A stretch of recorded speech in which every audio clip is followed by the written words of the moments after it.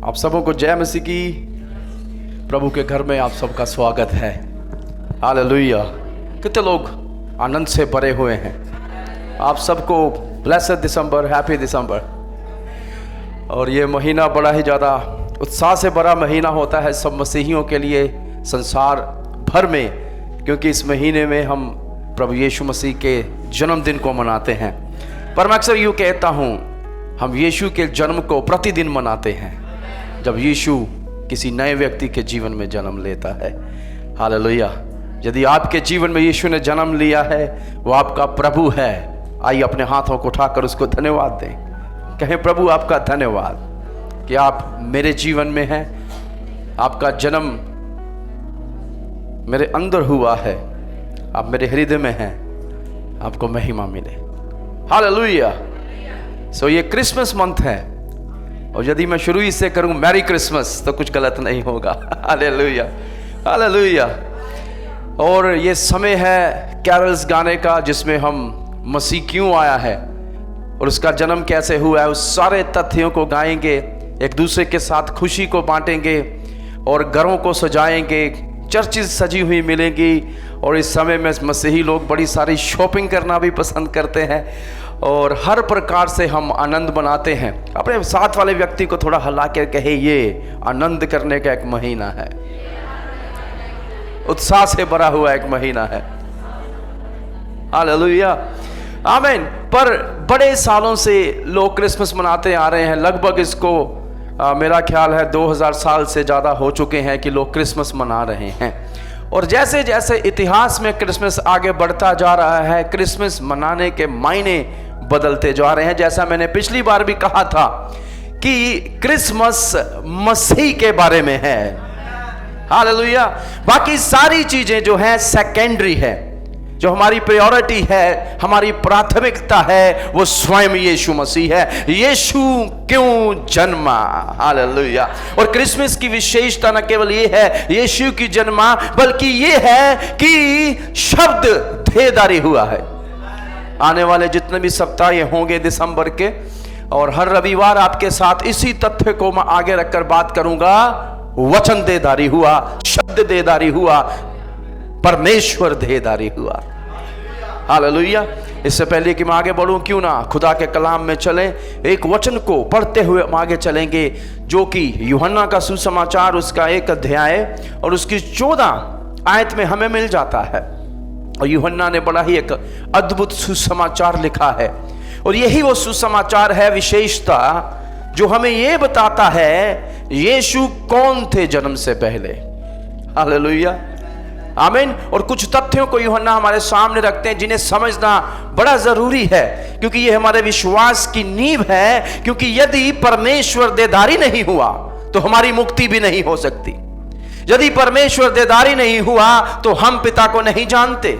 यदि परमेश्वर देहधारी होकर नहीं आया तो शत्रु हराया नहीं गया है, पाप की मुक्ति नहीं हो सकती, उद्धार उपलब्ध नहीं हो सकता यदि उद्धारकर्ता जन्मा ही नहीं है तो। पर यह उद्धारकर्ता जो जन्मा है, इसकी कुछ विशेषताएं हैं। हालेलुया, आमीन। तो आज आपके साथ मैं 2 तथ्यों को लेकर चलूंगा, और एक तथ्य को हम कहते हैं pre existence of the word और जीसस, यीशु का जन्म से पहले का होना। आमीन। यीशु अस्तित्व में तब नहीं आए जब उनका जन्म हुआ, पर वो पहले ही से थे, पुत्र पहले से ही था। आमीन। और दूसरा तथ्य, वो दुनिया में क्यों आया, परमेश्वर को क्यों आवश्यकता पड़ी कि वो मनुष्य की देह को लेकर इस संसार में आए। और यदि इन तथ्यों को हम समझ लेंगे, मेरा ख्याल है हम उसके जन्म की महत्वता को समझने पाएंगे। हालेलुया। पर इससे पहले कि मैं आगे बढ़ूं, एक शब्द को मैं खोलकर बताकर आगे जाना चाहूंगा। हम कहते हैं क्रिसमस, असल में ये 2 शब्दों से बना है, क्रिस्ते मेस, जिसका अर्थ होता है रिलीजियस सर्विस फॉर क्राइस्ट, प्रभु यीशु मसीह के लिए सेवा। ये है इस शब्द का अर्थ, क्रिसमस। हालेलुया। सो जब हम क्रिसमस मनाते हैं, असल में हम ये कह रहे होते हैं, प्रभु हम आपकी सेवा के लिए उपलब्ध हैं। आमीन। If you are celebrating Christ, यदि आप मसीह को मना रहे हैं तो उसकी सेवा किए बिना हम उसको मना नहीं सकते। हम उसकी सेवा में हैं। किसी को मुड़कर कहें, हम उसकी सेवा में हैं। और विशेष करके जो इंग्लिश में शब्द इस्तेमाल होता है इस तथ्य को खोलने के लिए, इससे पहले कि मैं आयत पढ़ूं, यूहन्ना पहला अध्याय उसकी 14 आयत, और वचन देदारी हुआ और अनुग्रह और सच्चाई से परिपूर्ण होकर हमारे बीच में डेरा किया और हमने उसकी ऐसी महिमा देखी। क्या किया है? महिमा को देखा। उन्होंने उसको अनुभव किया, उसको सुना, उसके साथ बैठे उठे। हालेलुया। और यूहन्ना उन बातों को लिखता है, वो कहता है जैसे पिता के इकलौते की महिमा। और जो शब्द देहदारी के लिए इस्तेमाल किया गया है, इंग्लिश में पढ़े तो साफ सुथरा लिखा हुआ है, word become flash, which means incarnation, दूसरे शब्दों में अवतार। पर मैं यदि मसीह को अवतार कह के छोड़ दूं तो वो पूर्णता सत्य नहीं होगा, क्योंकि अवतार जो थे वो परमेश्वर का अंश होकर आते थे। पर जो यीशु मसीह का अवतार है, यदि मैं ये शब्द ले भी लूं, वो परिपूर्णता में आया परमेश्वर की, वो अंश अंश करके नहीं आया, वो संपूर्णता में प्रकट हुआ। और यूहन्ना लिखता है हमने उसे देखा है। वो कह रहा है मैं उसका प्रमाणदर्शी हूं, मैंने उसको देखा है, अनुभव किया, मैं उसका गवाह हूं। हालेलुया। तो यूहन्ना इस बात को हमारे सामने रखता है कि प्रभु देहधारी होकर आया है। मेरे साथ एक आयत और पढ़ लीजिएगा, पहला यूहन्ना 4 अध्याय उसकी 2 आयत।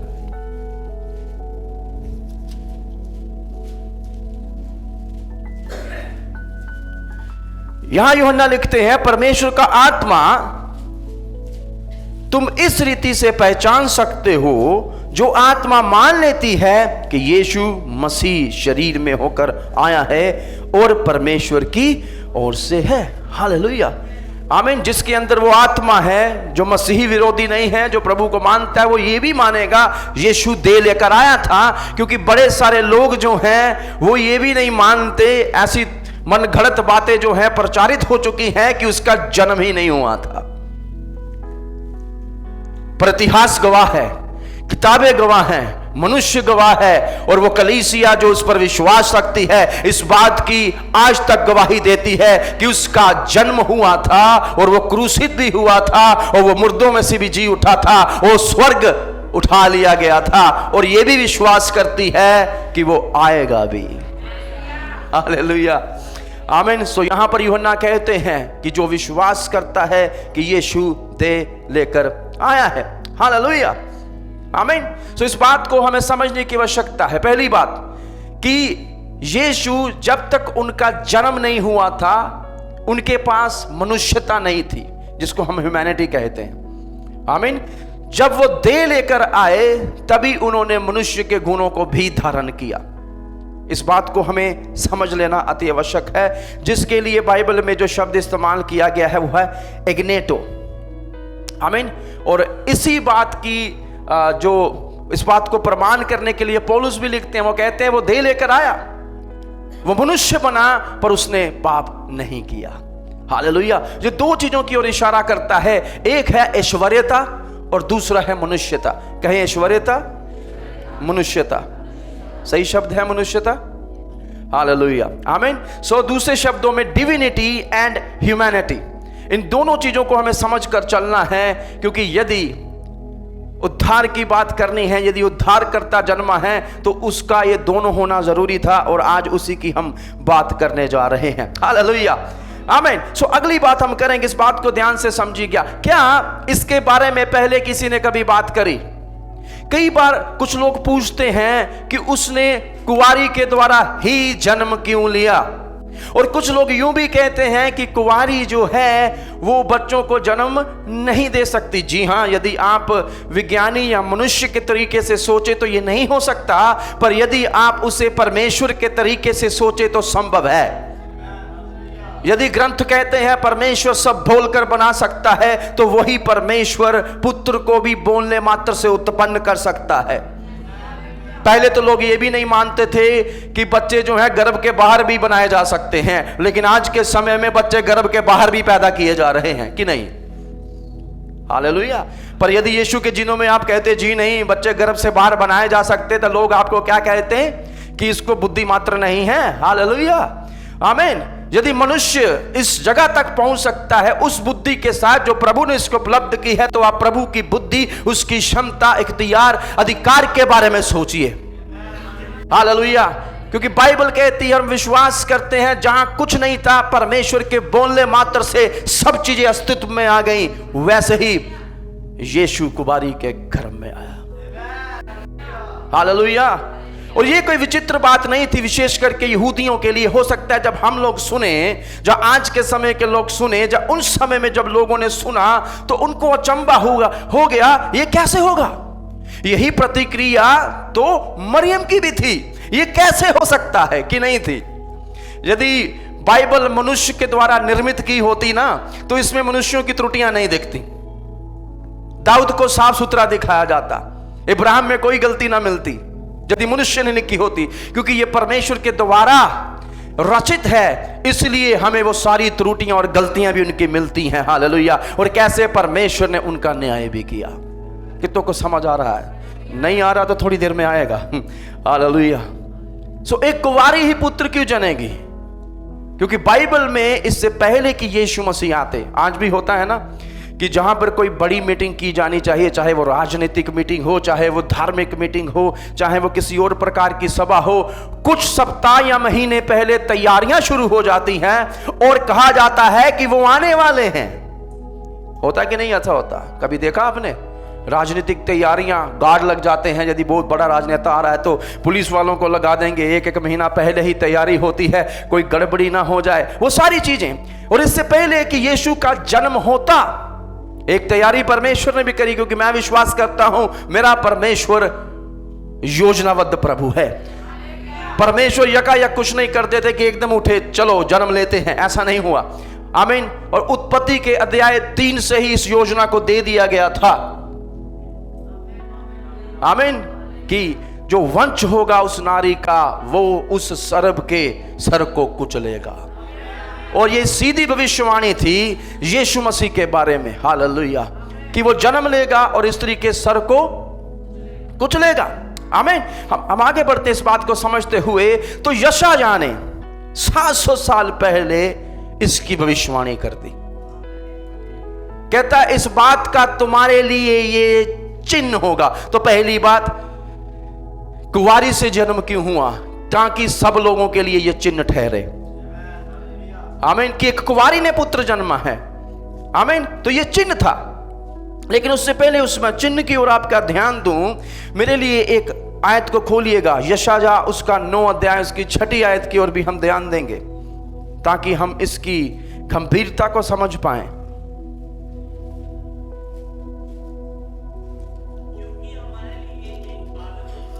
हाँ, क्योंकि हमारे लिए एक बालक उत्पन्न हुआ है। ह्यूमैनिटी, ठीक है, समझ आया? मनुष्य उत्पन्न हुआ है, बालक उत्पन्न हुआ है। आगे,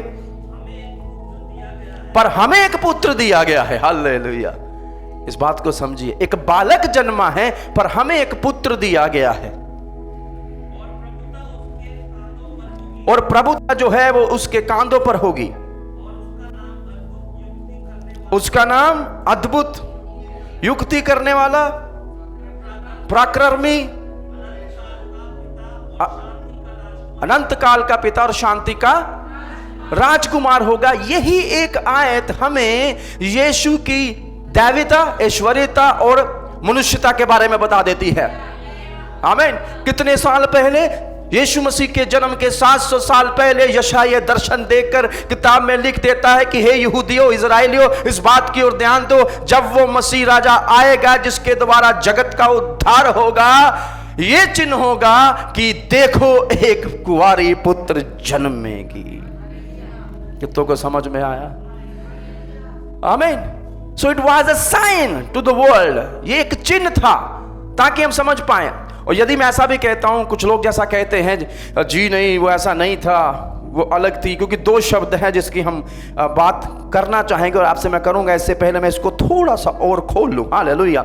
सो एक बालक जन्मा है तो जन्म हुआ, जन्म होगा। और जब यशायाह इसको देख रहा है, वो भूतकाल के बारे में नहीं सोच रहा, वर्तमान के बारे में नहीं। यदि आप इसकी पृष्ठभूमि को समझें तो वो भविष्य के एक इवेंट की ओर ध्यान कर रहा है, जब ये बालक जन्मेगा। हालेलुया। एक कुंवारी पुत्र जन्मेगी।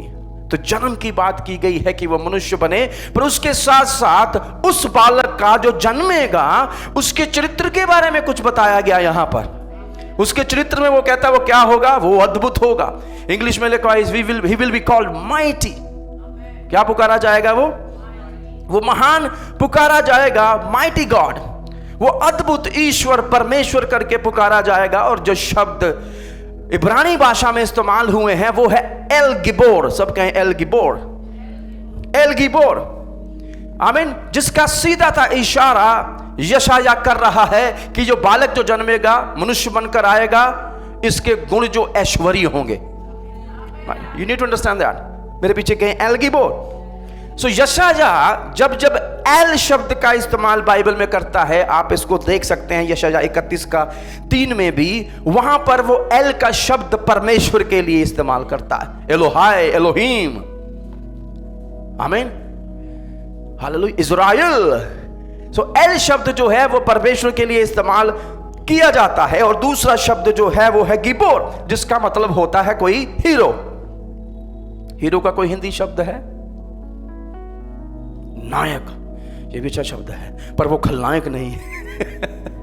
आमीन। वो नायक है, वो हीरो है। सो असल में वो कहता है कि वो हीरो है। तो यदि इस शब्द के पूरे अर्थ को आप समझना चाहें तो ऐसा लग रहा है कि ये जो व्यक्ति होगा ये एक महानायक होगा। और इसकी सबसे बड़ी विशेषता पता है क्या होगी? ये परमेश्वर होगा। This hero will be God himself. ये नायक अपने आप में परमेश्वर होगा। Why? Because he will be called El Gibbor, अद्भुत युक्ति करने वाला। आमीन। शांति का राजकुमार, शांति देने वाला। Praise the Lord. कितनों को समझ आ रहा है? सो ये एक आयत यशाया 9 ये यीशु मसीह की दैवता, ऐश्वर्यता और उसकी मनुष्यता के बारे में भी बताती है कि वो जिसका जन्म होगा, जो कुंवारी के द्वारा जन्म लेगा, उसके ये गुण होंगे और वो ऐसा होगा। कितने लोग मेरे साथ हैं? आमीन। उसी रीति से बाइबल ये भी बताती है। अब वापिस आ जाएं यशाया 7:14 की ओर। ये भी पढ़िए मेरे लिए कोई। यशाया 7वां अध्याय उसकी 14 आयत की ओर हम ध्यान देंगे।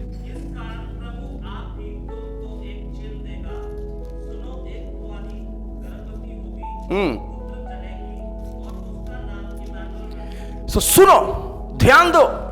एक कुंवारी, गिव अटेंशन। यशाया is asking for the attention, क्योंकि लोग सुनते नहीं हैं। कलीसिया में आकर भी कई बार लोग नहीं सुनते, कई बार सुनकर नकार देते हैं, कई बार सुनकर मनों को कठोर कर लेते हैं। बाइबल कहती है जब तुम सुनो तो दिलों को कठोर ना करना। तो यशाया उनका ध्यान खींचते हुए कह रहा है, सुनो, इस बात की ओर ध्यान दो, चूक मत जाना। एक कुंवारी गर्भवती होगी और पुत्र जनेंगे और उसका नाम इमैनुअल रखा जाएगा। हालेलुया। और ये इमैनुअल शब्द में भी इसी तथ्य को हम देख सकते हैं प्रमाणित होते हुए जब यशाया इसकी बात कर रहा है। हालेलुया। इसका अर्थ है परमेश्वर। इमैनुअल का क्या अर्थ है? परमेश्वर, गॉड विद अस। सब कहें परमेश्वर मेरे साथ। हालेलुया। सो ये ऐसा नहीं है कि परमेश्वर की एक नॉर्मल सी उपस्थिति हमारे साथ होगी, पर इसका अर्थ ये है परमेश्वर स्वयं हमारे साथ होगा। God with us. Not just उसकी सिर्फ हजूरी नहीं, वो स्वयं हमारे साथ होगा, क्योंकि उसका नाम इमैनुअल रखा जाएगा। हालेलुया। और वो कैसे होगा? Because of the virgin born child will be with us. क्योंकि उस कुंवारी का जो पुत्र जन्म लेगा, वो जो खुद मसीह है, अद्भुत युक्ति करने वाला एल गिबोर है, वो हमारे साथ होगा। परमेश्वर हमारे साथ होगा। हालेलुया। सो इसमें हम उस गुणों को देखते हैं। वचन देहधारी हुआ। हालेलुया। आमीन। सो इसमें हम एक और तथ्य को देख पाते हैं जिसकी मैंने पहले भी बात करी, वो है कुंवारी के द्वारा उसका जन्म होना। आमीन। और इसकी बात जो यशाया है पहले ही कर देते हैं। और बड़े सारे लिबरल्स हैं, आजाद थियोलॉजियन कह सकते हैं, जहां जो डिबेट करते हैं। एक शब्द जो यहां पर इस्तेमाल किया गया है कुंवारी के लिए, वो है अल्मा। कहें अल्मा। अल्मा, ऐसे अल्मा। आमीन। अल्मा शब्द है। और दूसरा वो कहते हैं कि यशाया जो शब्द इस्तेमाल कर रहा है अल्मा, उसका अर्थ जरूरी नहीं है वर्जिन हो, कुंवारी हो। वो कहते यदि यशायाह को शब्द इस्तेमाल ही करना था तो उसको करना था बेतुला, जिसका अर्थ होता है असल में एक कुंवारी। तो वो कहते हैं कि जी बिल्कुल, यशायाह को यदि इस्तेमाल करना ही था तो बेतुला इस्तेमाल करता, उसने अल्मा इस्तेमाल क्यों किया? और यदि आप इस बात को समझें तो ये बात कहीं ना कहीं सत्य भी है। अल्मा का अर्थ जो है वो सीधे रूप से कुंवारी नहीं होता, पर इसका अर्थ होता है एक जवान लड़की जो शादी की उम्र की हो चुकी है, ठीक है, मैरिजेबल एज। सो मरियम जो है वो उस एज तक पहुंच चुकी थी जब वो गर्भ धारण कर सके या शादी कर सके, कि हम जानते हैं यूसुफ के साथ उसकी मंगनी हो रखी थी। पर 700 साल पहले यशायाह इसकी बात कर रहा है, वो कह रहा अल्मा, वो शादी की उम्र की होगी। पर जो बात करते हैं बेतुला की, बेतुला बहुत सारे इसमें पाए जाते हैं जिसका अर्थ होता है कुंवारी, पर हमेशा नहीं।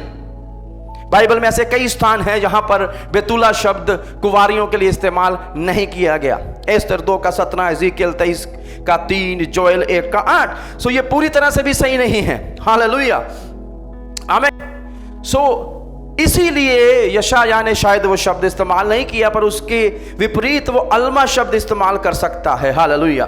टेक्निकली इसका अर्थ जो समझेंगे आप, इसका अर्थ कुंवारी नहीं है, पर एक ऐसी स्त्री जो शादी की एज की हो चुकी है, आयु की हो चुकी है। पर उसका यह भी अर्थ है कि उसका एक सबसे बड़ा गुण है कि वो कुंवारी है। समझ आ रहा है? एक लड़की जो शादी की उम्र की हो चुकी है पर वो कुंवारी है। हालेलुया। इसके हमें गुण जो हैं बाइबल में दिखाई पड़ते हैं। ये शब्द इस्तेमाल हुआ है उत्पत्ति 24 का 43 में भी हम इसको देख सकते हैं, अल्मा। आमीन। सो एक ऐसी स्त्री जो जवान है पर वो कुंवारी भी है। और जब आप एक लतीनी भाषा का अनुवाद है बाइबल का, उसको हम कहते हैं सेप्टुजेंट। मेरे पीछे क्या सेप्टुजेंट? एक यूनानी अनुवाद भी है, एलेक्सस कहा जाता है। सेप्टुजेंट जो लतीनी है, उसमें जब ये शब्द इस्तेमाल किया गया है, ये कम से कम 7 बार इस्तेमाल किया गया, पर उसमें से 2 बार इसको कहा गया है पार्थेनोस। क्या शब्द है? पार्थेनोस, जिसका अर्थ होता है एक जवान स्त्री जो शादी की उम्र की है, जो कुंवारी है। हालेलुया, आमीन, आमीन। जो कुंवारी है, जिसका एक सबसे बड़ा गुण क्या है? कुंवारी है। तो जरूरी नहीं था यशायाह के लिए भी कि वो बेतुला शब्द इस्तेमाल करता। जब वो अल्मा शब्द इस्तेमाल कर रहा है, वो कह रहा है देखो एक कुंवारी पुत्र जनेगी। क्योंकि अब ध्यान से सुनिएगा, यदि ये स्त्री कुंवारी ना होती तो हम सब के लिए फिर क्या चिन्ह ठहरता? Why this birth is so unique? क्यों यीशु मसीह का जन्म इतना अद्भुत था? क्योंकि मरियम जो शारीरिक आत्मिक रूप से कुंवारी थी, जो पुरुष को नहीं जानती थी, अद्भुत रीति से उसने उस बालक को जन्म दिया। और जब जिब्राइल ने आकर उसको इस बात के बारे में सुनाया, क्योंकि मैथ्यू इस बात को क्लियर कर देता है, जब मत्ती लिखता है जिब्राइल उसको कह रहा है तू पुत्र जनेगी। वो कहती मैं कैसे जनूंगी, मैं तो किसी भी पुरुष को नहीं जानती। कुछ लोग यूं भी कहते हैं कि शायद यूसुफ के साथ कुछ गलत हुआ होगा मरियम के बीच में। जी नहीं, ऐसा कुछ नहीं हुआ था। बाइबल इस बात को प्रमाणित करती है। मरियम खुद कहती है मैं किसी पुरुष को नहीं जानती, और तब जिब्राइल कहता है तू परमेश्वर की सामर्थ्य से गर्भवती होगी।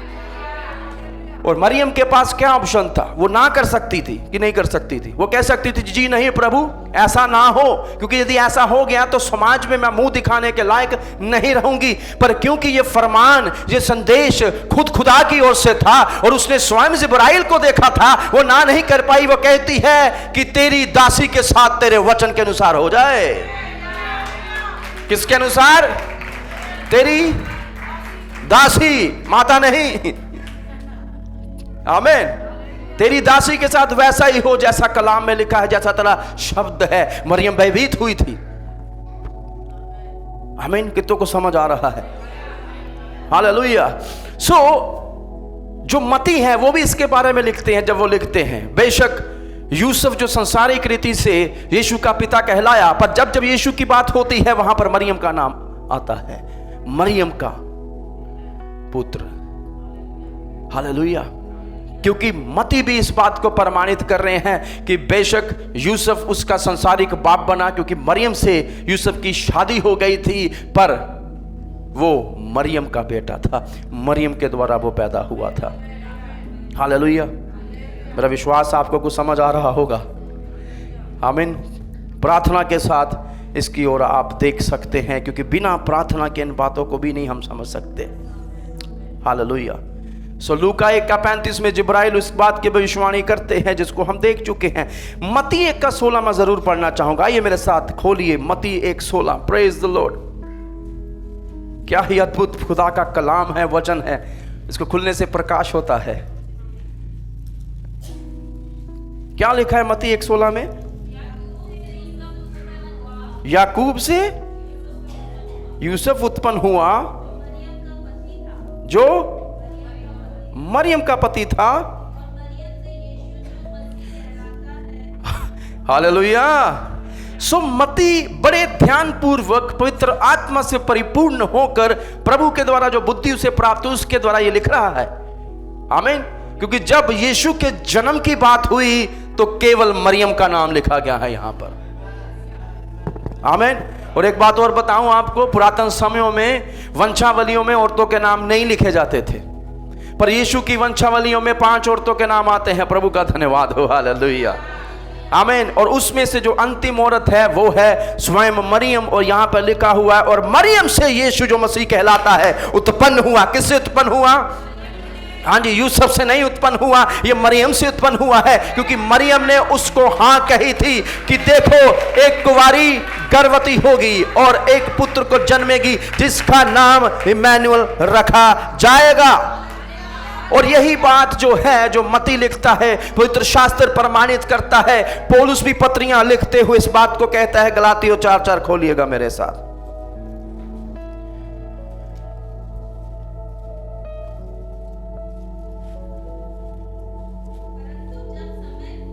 परंतु जब समय पूरा हुआ तब परमेश्वर ने अपने पुत्र को भेजा। हालेलुया। आगे किससे जन्मा? जो स्त्री से जन्मा। हालेलुया। सो पौलुस भी जब इस बात को लिख रहे हैं वो कहते हैं परमेश्वर ने अपने किसको भेजा? जो स्त्री से जन्मा। अब मैं वापिस आपको लेके जाना चाहूंगा उसी आयत के ऊपर जहां मैं आपसे कह रहा था, एक बालक पर एक कौन दिया गया है? The God the Son himself. Hallelujah. परमेश्वर पुत्र दिया गया है, जो परमेश्वर पुत्र कहलाया, जो मनुष्य का पुत्र भी कहलाया। हालेलुया। और ये दोनों ही जो टाइटल हैं यीशु मसीह के, ये उसकी दैवता, ईश्वरता और मनुष्यता को बताते हैं। हालेलुया। आपका हालेलुया दिन ब दिन छोटा होता जा रहा है पर अच्छा है आप ध्यान पूर्वक सुन पा रहे हैं। प्रभु आपके साथ हो। आमीन। और इसी बात को जो है यूहन्ना फिर से प्रमाणित करते हुए लिखते हैं, देखो वचन तैयार हुआ। हालेलुया। तो इसका अर्थ क्या है? यीशु का अस्तित्व पहले से ही था। मेरे पास उतना समय नहीं है कि सब बता पाऊं, लेकिन यदि आप बाइबल पढ़ेंगे तो बाइबल कहती है, यूहन्ना कहता है आदि में शब्द था, शब्द खुद, और शब्द के द्वारा ही सब कुछ रचा गया। Only God can create everything.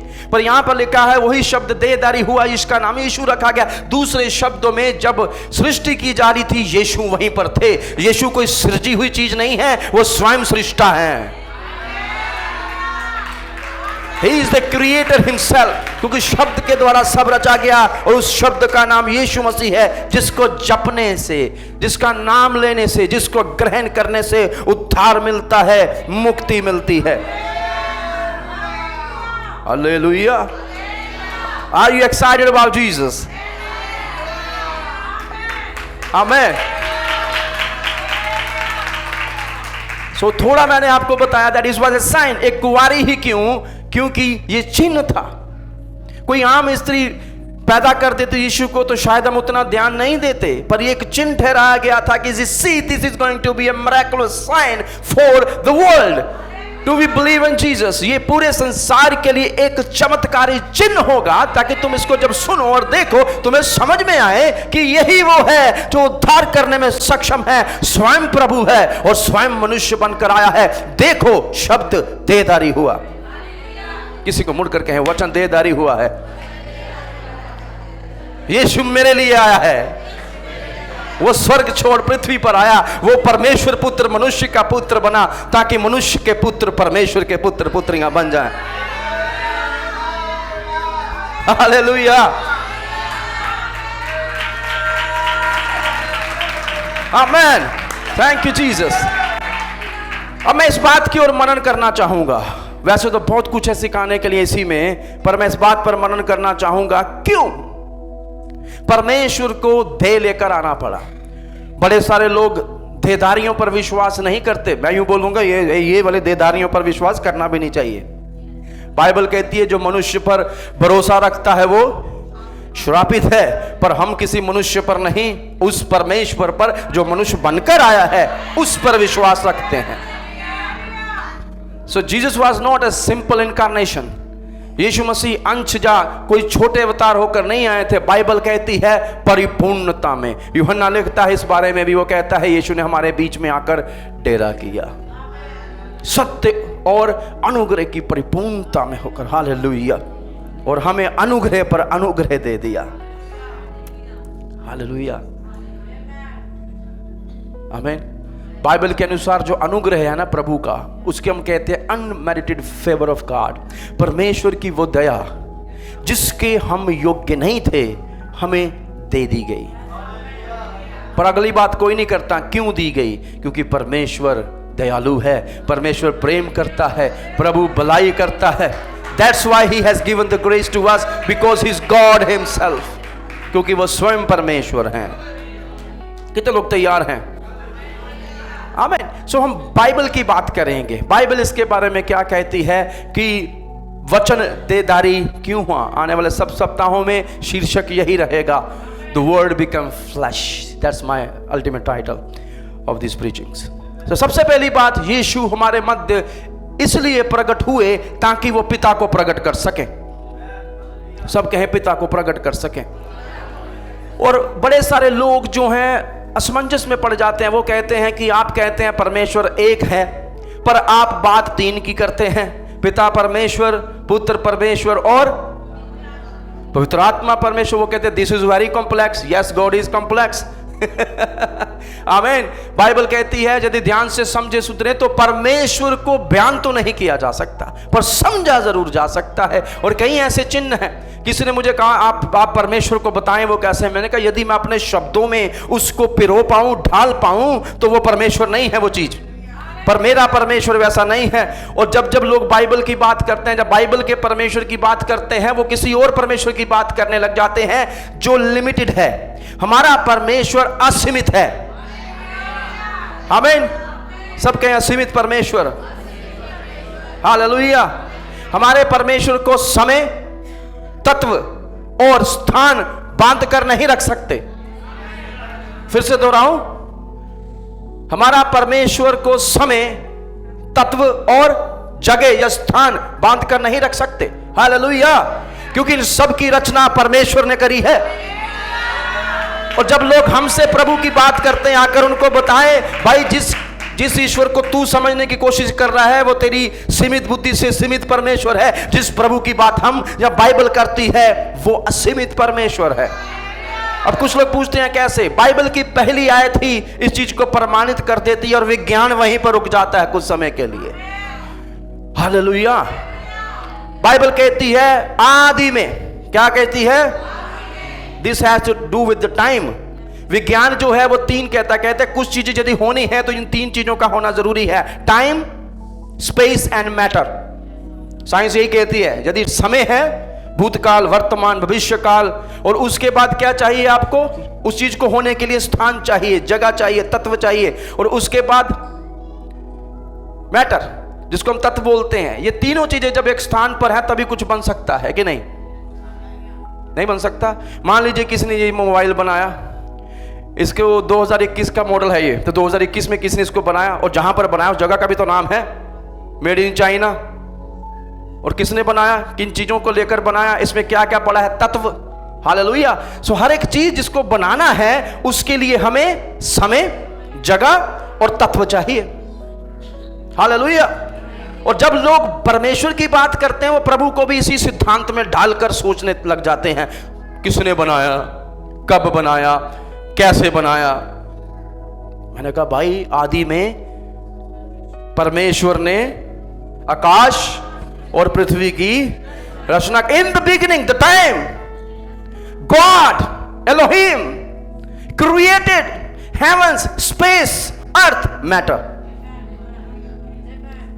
आदि में समय परमेश्वर ने बनाया और उसने रचना करी आकाश की। आकाश ये सब ये क्या है, ये स्पेस है। स्पेस बोलते हैं कि नहीं, I will go to space, astronaut बनूंगा। और अभी तक विज्ञान ढूंढ ही रहा है गैलेक्सियां कितनी है भाई। हालेलुया। सो वो स्पेस है सारा ये, जिसमें से पृथ्वी निकली है। याद है वो गहरे जल के ऊपर अंधियारा था, तब परमेश्वर ने कहा सीमा ठहराई जल के भी, और बीच में से क्या निकली, पृथ्वी निकली। परमेश्वर ने आकाशों, हेवंस लिखा है, शमाइम, बहुत सारे शमाइम मिल जाएंगे आपको, विज्ञान भी कहते, और पृथ्वी की रचना करी, मैटर। सो आप परमेश्वर को समय, जगह और तत्व में नहीं बांध सकते, क्योंकि उन सबसे परे है। Hallelujah, hallelujah.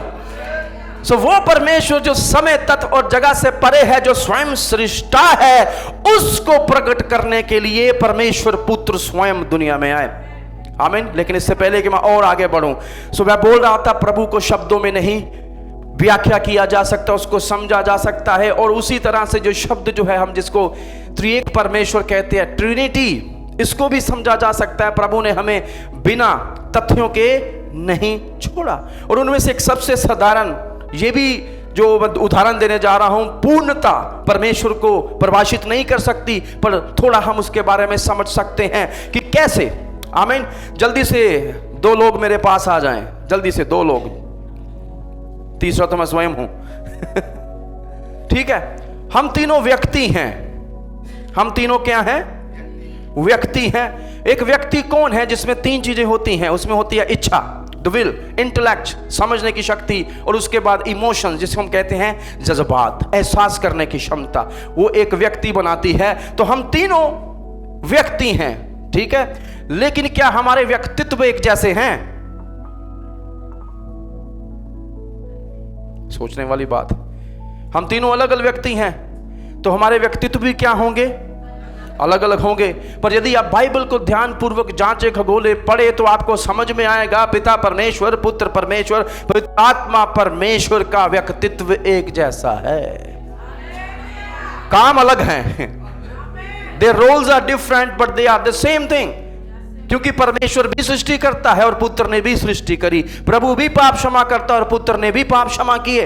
प्रभु में जीवन है और पुत्र अपने आप में जीवन रखता है। यीशु ने कहा था, मेरे प्राण मुझसे कोई ले नहीं सकता, स्वयं दे रहा हूं।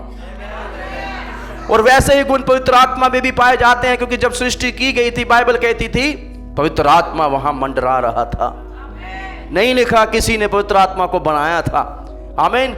सो तीनों चीजें वहां पर हैं। द गॉड क्रिएटेड, परमेश्वर पवित्र आत्मा जो है, प्रभु का आत्मा लिखा है, the spirit of God hovering over the waters, पवित्र आत्मा गहरे जल के ऊपर मंडरा रहा था। और तब परमेश्वर ने शब्द प्रसारित किया, परमेश्वर पुत्र।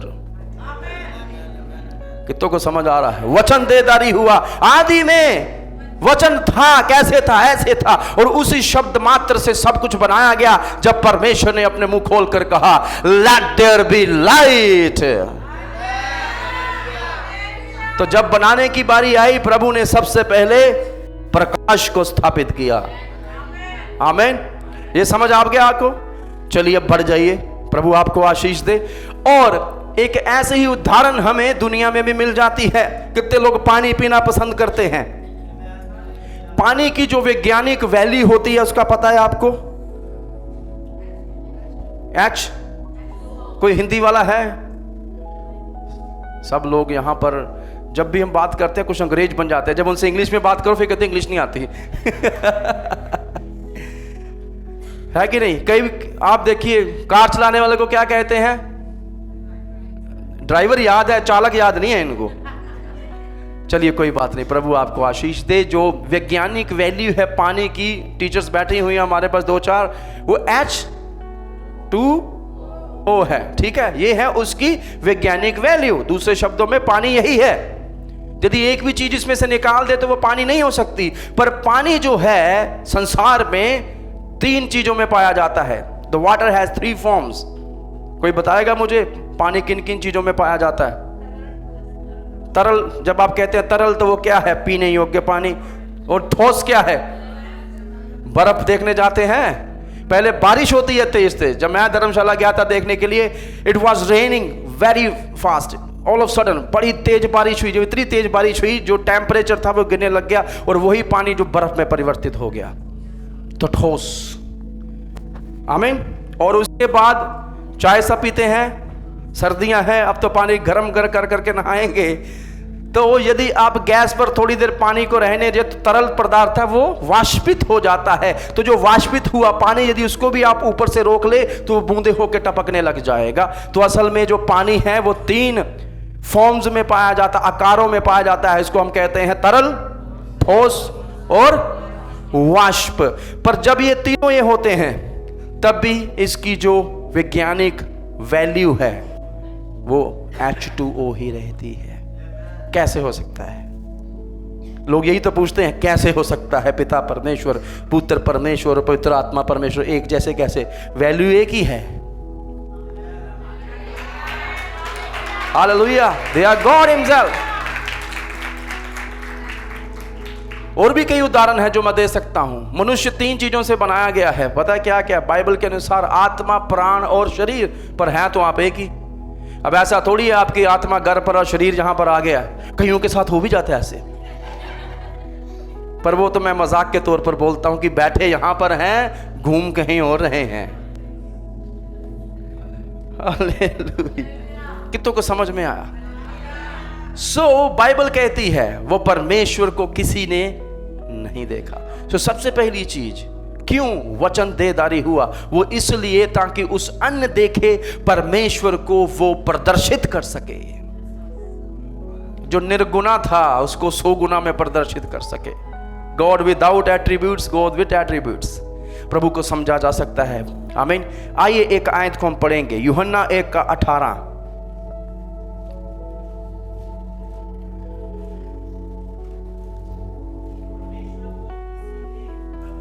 हाँ, बाइबल भी कहती है परमेश्वर को किसी ने कभी नहीं देखा। पर लोग यहीं पर पढ़ के खत्म कर देते हैं, हाँ जी किसी ने नहीं देखा। अगली भी आयत पढ़नी होती है, आगे पढ़िए। इकलौता पुत्र, जिसकी बात यशायाह भी करता है, पिता की गोद में है, उसी ने उसे प्रकट किया है। उसकी गोद में है क्यों लिख रहा है यूहन्ना? That shows of the relationship they have with one another. ये उस संबंध को बताता है जो उनका एक दूसरे के साथ है। आमीन। उसकी गोद में है, इसका अर्थ है वो उसको जानता है, उसको समझता है। आपने छोटे छोटे बच्चे देखे हैं जो अपनी माताओं का दूध पीते हैं, वो खुशबू से पहचानते हैं। 3 महीने तक तो कहते हैं बच्चे कुछ कलर्स पहचान भी नहीं पाते, और उनकी आंखों के ऊपर एक पट्टी सी होती है जिससे थोड़ा धुंधला दिखता है। थोड़े समय के बाद वो साफ होती है। बट फिर भी जब माता बच्चे के पास आती है, उसको पता है अब उसकी भूख, जो तृप्ति मिल जाएगी उसको, वो खुशबू से ही। और इसलिए बच्चों को यदि कोई दूसरा व्यक्ति उठाता है तो बच्चे एकदम रोते हैं कि ये सेफ जगह नहीं है, मेरी मम्मी को बुलाओ। और कुछ समय के बाद बच्चे को यह भी समझ में आता है कि माता नहीं पिता भी हैं, तो वो उसको भी समझता है मेरे पिता, और पिता के पास उसको सुरक्षा मिलती है। तो यहां पर उस संबंध को बताया गया है, और यह भी कि केवल वही जो उसको जानता है, जो उसके साथ था, उसको प्रकट कर सकता है। हालेलुया, आमीन। और ऐसा नहीं है कि परमेश्वर ने अपने आप को किसी और चीजों में प्रकट नहीं किया, पूरा संसार उसकी महिमा को बताता है। भजन 19:1 में लिखा है, सृष्टि उसकी हस्तकला को बताती है। वो शिल्पकार है, वो इज ए डिजाइनर। आमीन, हालेलुया। कुछ लोग ये भी वाले हैं ना, कहते परमेश्वर है ही नहीं है। ये बिल्कुल ऐसा है कि मैंने ये कोट पहना ऊपर से और मैं कहूं कोई कोट बनाने वाला है ही, ये अपने आप बन गया।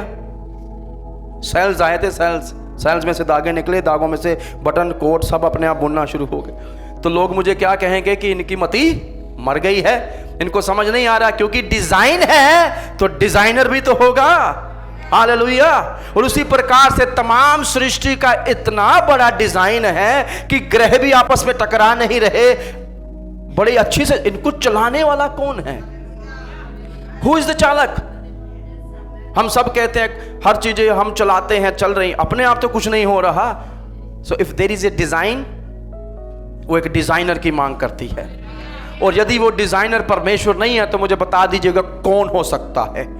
एलियन तो नहीं हो सकती। और यदि एलियन है तो मैं यूं कहूंगा उनकी भी सृष्टि प्रभु ने करी है, क्योंकि हमारी धरती पर क्या लेने आते हैं? बड़ी सारी चीजें हैं जिनको डिस्कस किया जा सकता है। हालेलुया, आमीन। सो हमने क्या पढ़ा? इकलौते पुत्र ने उसको, पुत्र परमेश्वर का इस दुनिया में आना अति आवश्यक था, और वो इसलिए आया देह धार कर। पहली बात, उसका अवतार इसलिए हुआ ताकि वो परमेश्वर को प्रदर्शित कर सके। He revealed God to us. यीशु ने आकर परमेश्वर के गुणों को हमारे ऊपर प्रकट किया। आमीन। और एक ही तरीके से जिसके द्वारा पिता को समझा जा सकता है वो है पुत्र को जानने के द्वारा, पुत्र के माध्यम से। पर क्योंकि अभी पुत्र यहां से जा चुके हैं, हालेलुया, सो परमेश्वर को जानने और समझने का एकमात्र माध्यम हमारे पास जो रह जाता है वो है उसका वचन। इसको पढ़ने के द्वारा, उसको जानने के द्वारा हम परमेश्वर को जान सकते हैं। एक और आयत पढ़ेंगे हम, यूहन्ना 14 अध्याय उसकी 7 से 11 आयतें कोई पढ़ दीजिए। यदि आपको आनंद आ रहा है ये सब सुनने में, प्रभु को धन्यवाद देते हुए पढ़े। तो यहां यीशु कहते हैं यदि तुमने मुझे जाना होता तो मेरे पिता को भी जानते, है ना। सो यदि पिता को जानना है तो पुत्र को जानना आवश्यक है। आगे पढ़िए। और क्योंकि तुम अब उसको जानते हो और उसे देखा भी है। बाइबल पहले क्या कहते हैं? यीशु मसीह प्रभु को किसी ने नहीं देखा, पर अब यीशु कह रहे हैं क्योंकि तुमने मुझे देखा है इसलिए तुम परमेश्वर को जानते हो। जी, फिलिपुस को समझ नहीं आई ये स्वर्गीय गहन ज्ञान की बातें, क्योंकि फिलिपुस तो सीधा आदमी था। तो वो पूछने लग गया प्रभु से, हे प्रभु, पिता। वो कहता है कि एक बार मुझे परमेश्वर के दर्शन करवा दे। देखिए बहुत है, कहता फिर मर जाएंगे आपके लिए हम, दर्शन करवा दे एक बार। एक बार प्रभु जी, एक बार ही मेरा काम कर दे, एक बार मुझे करोड़पति बना दे, फिर देखो मैं भरपूरी से दूंगा। पता नहीं हर बार यह आयतें कहां से आ जाती हैं, पर असल में यही आती हैं क्योंकि यीशु ने इसकी ही बात करी थी। यीशु ने कहा था या तो तुम मेरी सेवा करोगे या तो तुम धन की सेवा करोगे। इसलिए ये एग्जाम्पल्स हमें याद रहती हैं क्योंकि बाइबल में बहुत सारी हैं, कम नहीं है। हालेलुया। सो हम कहते हैं प्रभु से, प्रभु एक बार करके दिखा फिर वेखी। तो प्रभु भी कहते हैं आगे से, एक बार विश्वास करके वेख फिर वेखी, है ना। हम कहते हैं प्रभु दिखा फिर विश्वास करेंगे, प्रभु कहता है विश्वास करो फिर दिखाता हूं। क्योंकि बाइबल में उदाहरण है ऐसे। बाइबल कहती है प्रभु यीशु ने एक स्थान पर बड़े सारे चमत्कार नहीं किए क्योंकि लोग अविश्वासी थे। लोगों ने विश्वास नहीं किया तो महान काम नहीं हुए। आज भी कुछ लोग कहते हैं करके दिखाओ, हमसे तो नहीं होता। प्रभु कर सकते हैं, पर उसके लिए तुम्हारे अंदर विश्वास होना जरूरी है, यदि तुम्हारे लिए होना है तो। आमीन। जी पढ़िए। फिलिपुस कहता एक बार प्रभु दिखा दो, फिर हम गाएंगे बल्ले बल्ले यीशु तेरी बल्ले बल्ले। जी पढ़िए। यीशु ने उनसे कहा, यीशु ने क्या कहा, इस बात की ओर ध्यान दीजिएगा। हे फिलिपुस, मैं इतने दिन से तुम्हारे साथ हूं, क्या तुम मुझे नहीं जानता? जिसने मुझे देखा है, हालेलुया, उसने पिता को देखा है। और आगे प्रभु कहते हैं मार्ग जीवन और सत्य मैं ही हूं। छठी आयत है पीछे उसके, बिना मेरे पिता के पास कोई नहीं जा सकता। लेकिन यहां यीशु कहते हैं जिसने मुझे देख और समझ लिया वो परमेश्वर को देख चुका है। आमीन। और क्योंकि वो मनुष्य बनकर आया, इस बात की ओर ध्यान दीजिएगा, because that revelation of God, परमेश्वर का वो जो प्रकाशन था वो मनुष्य बनकर आया, इसीलिए ये व्यक्तिगत हो गया।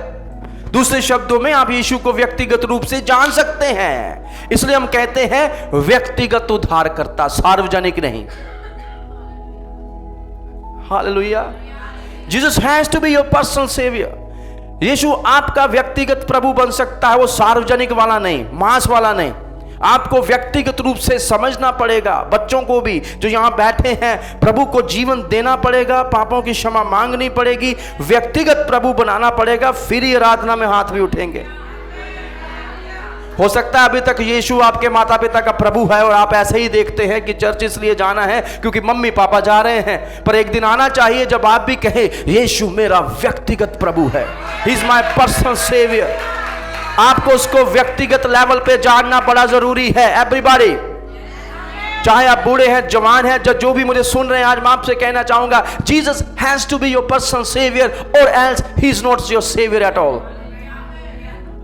वो आपका व्यक्तिगत प्रभु हो सकता है, उद्धारकर्ता हो सकता है, और यदि वो आपका व्यक्तिगत उद्धारकर्ता नहीं है तो फिर आपका उद्धारकर्ता वो है ही नहीं।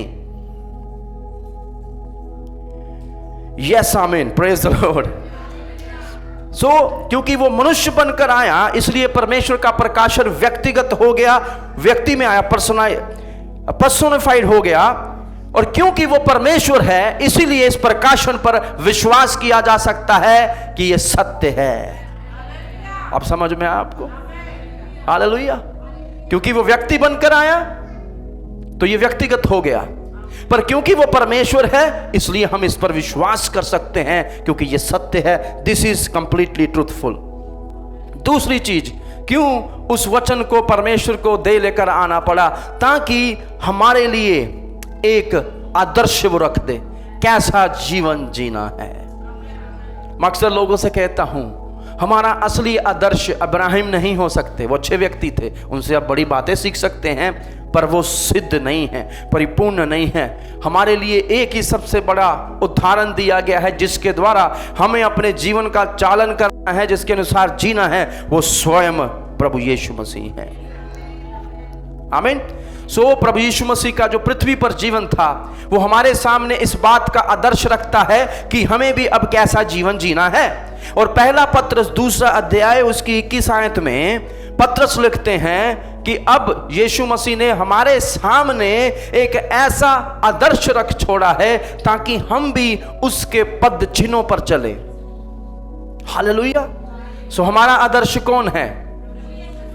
मुझे बड़ा मजा आता है ये पढ़ के जब मैं ये बोलता हूं, हमारा आदर्श कोई भी पादरी नहीं बन सकता।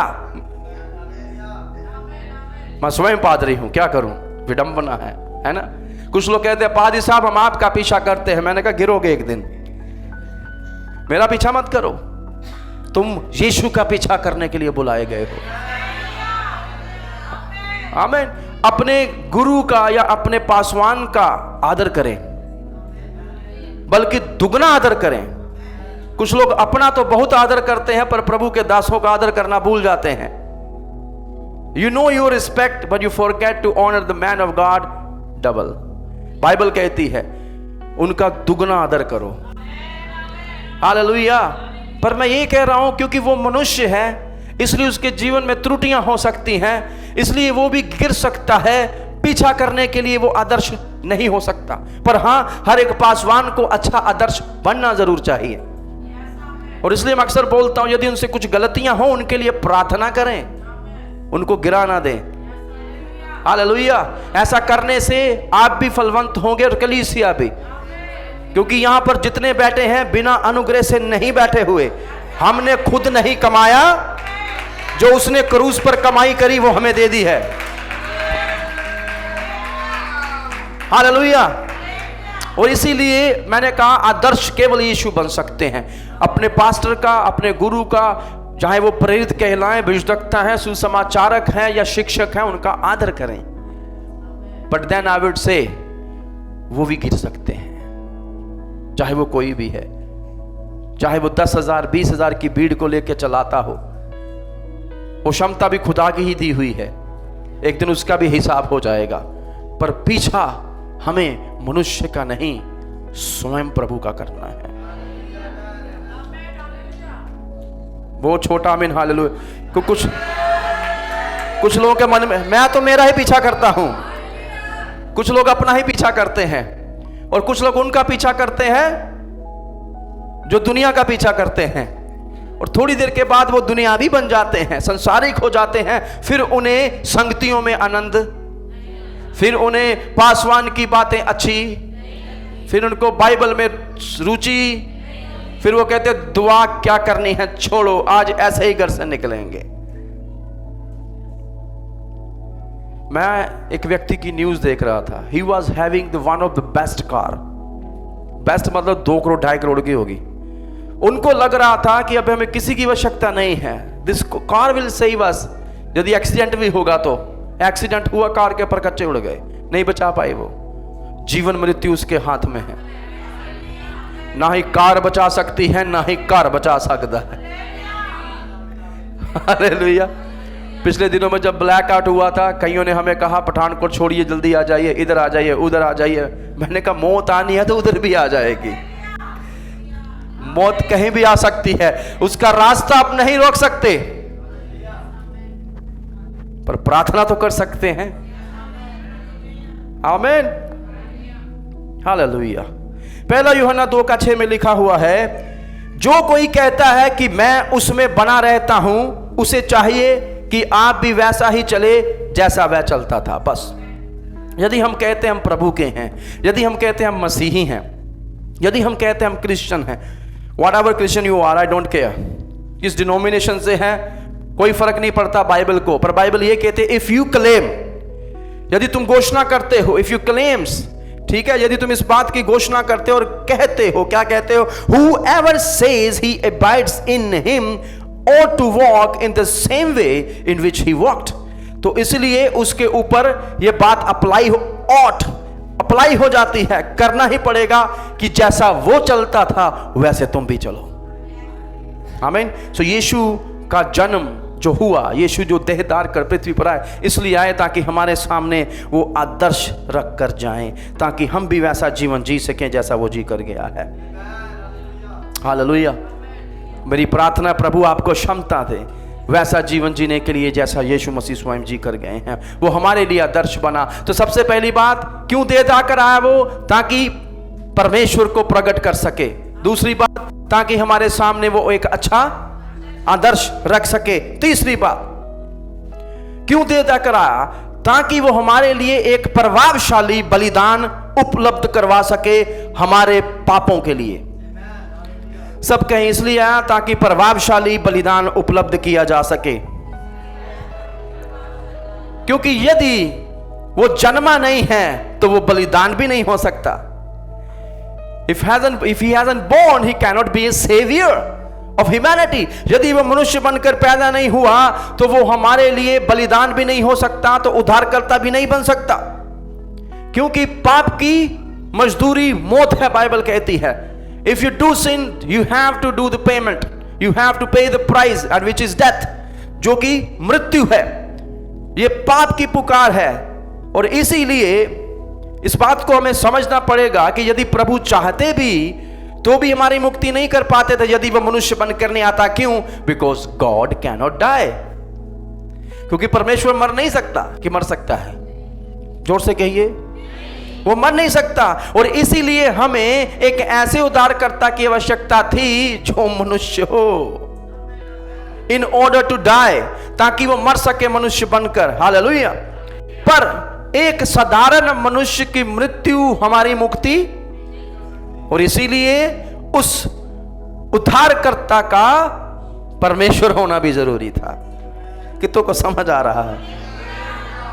आमीन। सो इसीलिए परमेश्वर स्वयं दे लेकर आया ताकि वह मनुष्य बनकर मरे, पर किसी साधारण व्यक्ति की मृत्यु हमारा उद्धार नहीं कर सकती, इसलिए वो स्वयं परमेश्वर बनकर आया था। हालेलुया। सो यीशु मसीह परमेश्वर और मनुष्य दोनों थे उस ध्येय में जिसको इमैनुएल या यीशु कह के पुकारा गया। हालेलुया। सो हमारे लिए एक प्रभावशाली बलिदान उपलब्ध किया गया, उद्धारकर्ता जन्मा है, एक बालक जन्मा है, पर तुम्हें पुत्र दिया गया है। So it was already ordained by God, ये परमेश्वर की ओर से पहले ही नियुक्त किया गया था सदियों पहले कि उद्धारकर्ता जन्मेगा और उसके द्वारा मैं तमाम संसार के लिए मुक्ति, उद्धार, मोक्ष को उपलब्ध करवाऊंगा। ओह प्रेज द लॉर्ड। कितने लोग मेरे साथ हैं?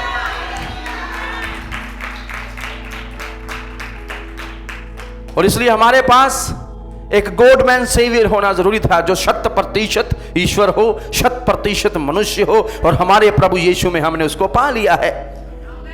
इसकी गहनता को और समझने के लिए आप पढ़ सकते हैं, अभी नहीं पर इब्रानी 10 अध्याय उसका 1 से 10।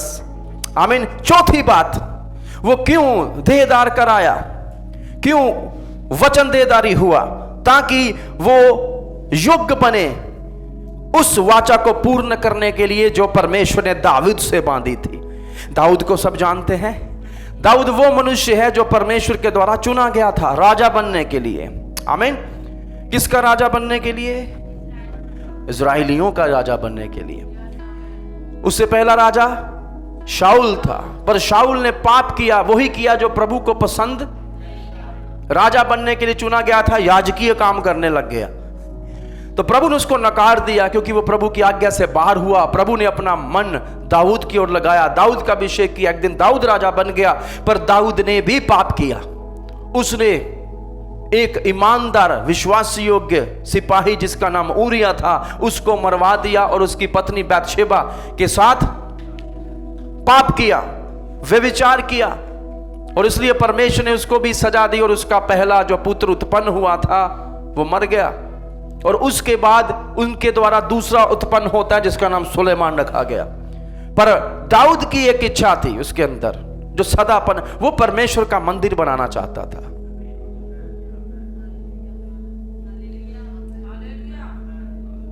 आमीन। किसी ने मुझे पूछा कि वो कैसे हुआ जो सुलेमान के समय मंदिर था। थोड़ा सा बताऊं इसके बारे में, आपको अच्छा लगेगा। मेरा ख्याल है क्योंकि दाऊद मंदिर बनाना चाहता था, इसलिए दाऊद ने वो सब चीजें इकट्ठा करी। दाऊद प्रफुल्लित हुआ, विशेष करके इजराइल के इतिहास में जिसको गोल्डन टाइम कहा जाता है, गोल्डन एरा, वो इन्हीं तीनों राजाओं का था, शाऊल, दाऊद और सुलेमान। सो दाऊद कहता है मैं प्रभु का भवन बनाऊंगा। कब तक? परमेश्वर तंबुओं में रहेगा। हम अपने घरों में लैविश जी रहे हैं, सब कुछ है, बढ़िया है, पर परमेश्वर का मंदिर मैं कब बनाऊंगा? वो कहता है प्रभु मुझे तेरा मंदिर बनाने दे। पर प्रभु ने उसको दर्शन देके कहा क्योंकि तेरे हाथ में खून लगा है इसलिए तू मेरा मंदिर नहीं बना सकता। तू अयोग्य है मेरा मंदिर बनाने के, क्योंकि तेरे जीवन में पाप है। हालेलुया। पर उसकी इच्छा अच्छी थी। He has a right desire. आमीन। पर वैसा वो प्रभु हर चीज का हिसाब रखता है। उसने युद्ध में कई लोगों को मारा था। प्रभु कहते तेरे हाथ में खून लगा है, कई कारणों से भी मारा होगा, पर मैं ऊरिया के खून को भी विशेषता याद करता हूं।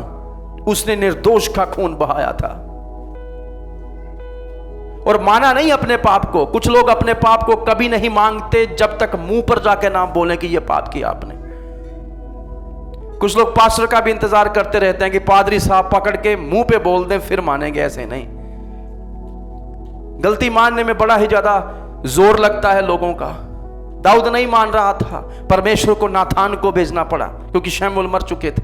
नाथान जाकर डर रहा है कि यदि इसके पाप को मैं इसको बता दूं, ये राजा कहीं मुझे ना मरवा दे। तो उसने दृष्टांतों में बातें करनी शुरू कर दी। उसने कहा कि एक व्यक्ति के पास बड़ी सारी भेड़ बकरियां थी, याद है वो दृष्टांत? और एक गरीब के पास एक भेड़ थी, जो जिसके पास बहुत सारी थी उसने उसकी एक भी लेकर मार के खा ली। तो क्या करना चाहिए ऐसे व्यक्ति का? दाऊद कहता है उसको शायद मृत्यु दंड देना चाहिए। तू है वो व्यक्ति। फिर बाइबल कहती है दाऊद ने पश्चाताप किया और हमारे पास 2 भजन संहिता निकल कर आई, जिसमें से एक भजन संहिता 51 है, एक शायद 32 या 34 है। दाऊद ने पाप करने के बाद वो लिखी हैं क्योंकि उसको सजा देने के लिए कोई ना था। उसके पाप की सजा मृत्यु थी, पर प्रभु ने याद रखा। याद रखना, प्रभु याद रखता है सब कुछ। तू याद रख, you better remember this, God is ये नहीं कि बाइबल कहती है प्रभु तुम्हारे पापों को भूल जाएगा, उसका अर्थ ये है उसका वो बदला नहीं लेगा, पर उसको याद सब कुछ है। How can God forget really? प्रभु कैसे भूल सकता है? पर वो याद नहीं करना चाहता। प्रभु कहता तू मेरा मंदिर नहीं बनाएगा पर तेरा बेटा बनाएगा। You will have a son and he will build my temple. और दाऊद के सामने ये वाचा बांधी गई और वो प्रभु कहता उसको कि तेरे घराने में से वो आएगा। कौन? जिसकी बात बाइबल तोरा करती है। तेरे घराने से वो आएगा जिसकी बात विशुद्धता करते हैं और उसका राज कभी खत्म नहीं होगा। दाऊद के घर से राजदंड कभी नहीं लिया जाएगा। हालेलुया। ये वादा परमेश्वर ने दाऊद से किया था। क्या वादा था? कि तेरे घर से राजदंड कभी ना लिया जाएगा और जब वो आएगा उसका राज्य युगान युगान तक बना रहेगा। दाऊद रो पड़ता है, प्रभु मैं कौन हूं कि तू मेरे घराने पर इतनी दया कर रहा है। वो रो रहा है। It's like hallelujah. वो अपने आप को जानवरों के साथ वो करता है कंपेयर। वो कहता है मैं कौन हूं प्रभु कि मेरे घराने पर इतनी दया की जाए कि तेरा भवन मैं बनाऊंगा। पर मैं ये विश्वास करता हूं दाऊद ने वो सारी चीजें जो मंदिर के लिए चाहिए होगी पहले से एकत्रित कर रखेंगे। और जब सुलेमान का समय आया तो सुलेमान ने प्रभु से धन नहीं मांगा, राज्य नहीं मांगा। क्यों नहीं मांगा? उसके पास पहले से बहुत है, पर वो मांग सकता था। पर फिर भी वो कहता है परमेश्वर यदि तू मुझे कुछ देना ही चाहे। जब परमेश्वर ने उससे पूछा तुझे क्या चाहिए, ऐसी एक बात खुदा ने बाइबल में किसी से नहीं पूछी, व्हाट डू यू वांट। नए नियम में है तू मैं तेरे लिए क्या करना, वो करने के बारे में व्हाट डू यू वांट। सोचिए उस दिन वो कहता प्रभु मुझे स्वर्ग चाहिए। It is God who is asking. वो कहता प्रभु मुझे बुद्धि दे ताकि मैं इजराइल की भेड़ों को अच्छे से चला पाऊं। प्रभु कहता क्योंकि तूने बुद्धि के सिवा और कुछ नहीं मांगा ताकि तू सेवा कर सके, इजराइल की भेड़ों को चला सके। जा फिर जो तूने नहीं मांगा मैं तुझे ऐसे ही दूंगा। Hallelujah. Now this man was so rich. Hallelujah. कुछ लोग कहते हैं इसकी 1000 पत्नियां थी। ये भी देखना उसके बच्चे कितने थे। पर सुलेमान शादियां करता गया। हालांकि बाइबल में प्रभु ने कहा है राजा की एक से ज्यादा पत्नी ना हो, वो एक आज्ञा का उल्लंघन है वो। पर राजनीतिक तौर पर ये शादियां इसलिए कर रहा था कि लड़ना क्यों है इनसे, इनकी बेटी की शादी कर लो, फिर मैं जवाई बन जाऊंगा तो लड़ूंगा कौन मुझसे। तो ये भी एक कारण था उसका शादियों का। उसकी 700 बीवियां थी और 300 रखैलें थी, कॉन्कुबाइन जो बीवियों के साथ आया करती थी। खैर मेरा प्रचार आज ये नहीं है, मैं वापिस आऊंगा। सुलेमान ने धन एकत्रित किया। बाइबल कहती है पूरे इजराइल ने जिनके पास सोना था, धन था, चांदी थी, परमेश्वर के भवन में बनने के लिए दे दी। और बड़ी अच्छी अच्छी लकड़ियां जो थी, जो जवाहरात थे, जो नीलम थे, जो पत्थर थे, बड़ी दूर से मंगवाए गए। हालेलुया। पर ऐसा कैसे हुआ?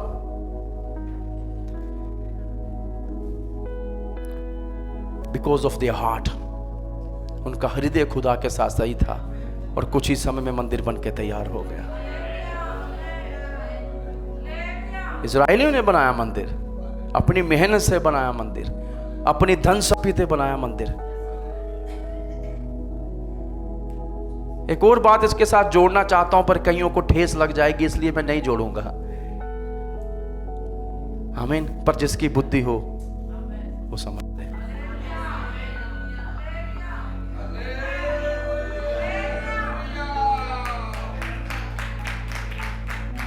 आमीन।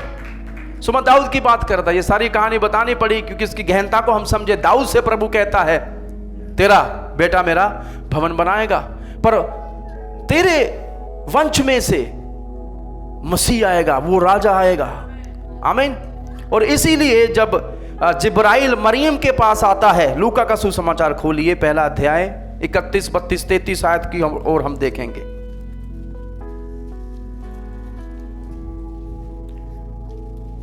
लूका पहला अध्याय 31, 32 उसकी 33 आयत। देखिए जिब्राइल ने क्या भविष्यवाणी करी है। आपको उसकी शब्दों की ओर मुख्यतः ध्यान देना है। हालेलुया। देख तू गर्भवती होगी, तेरे एक पुत्र उत्पन्न होगा, उसका नाम यीशु रखना। महान होगा, परम प्रधान का पुत्र कहलाएगा। सारे टाइटल आ गए, देखिए। हाँ जी, हाँ, प्रभु परमेश्वर उसके पिता दाऊद का सिंहासन। Now you understand that? उसके पिता। अब पिता कैसे? क्योंकि जो मसीह का आना था वो दाऊद के घराने से है, इसीलिए मत्ती की वंशावली अति आवश्यक है। वो कहता है यीशु की वंशावली और इब्राहिम की बात, दाऊद की बात वो करता कि नहीं करता? तो ये दो व्यक्ति बड़े ही ज्यादा मुख्य हैं। तो दाऊद के घराने से आना होगा और वो अपने पिता दाऊद के सिंहासन पर बैठेगा। आगे, और वो याकूब के घराने के ऊपर क्या करेगा? सब कहें सदा राज्य करेगा। सो यदि दाऊद के सिंहासन पर आकर बैठना है तो इनविजिबल गॉड तो नहीं बैठेगा ना आके, उसको मनुष्य बनकर ही आना था। हालेलुया।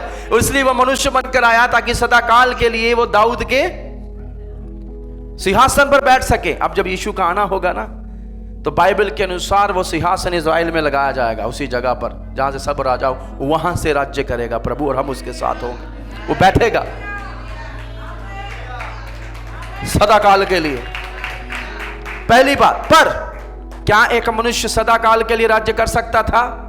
इसलिए उसका ईश्वरी होना जरूरी था। यीशु बलिदान हुआ, मुर्दों में से सदा काल के लिए जी उठा, ताकि सदा के लिए वो याकूब के घराने के ऊपर राज्य कर सके।